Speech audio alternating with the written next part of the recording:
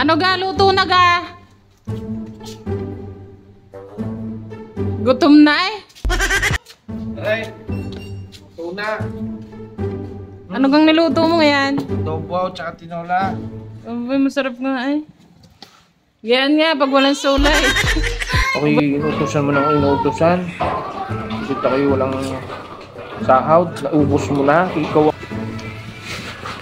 Yan pala pagka walang solite. Atay. Adobo. So, high blood mo na naman. Okay pa. Adobong bulaklak. Dahil di ko yung mahal na mahal ka. O kay tigigayaan.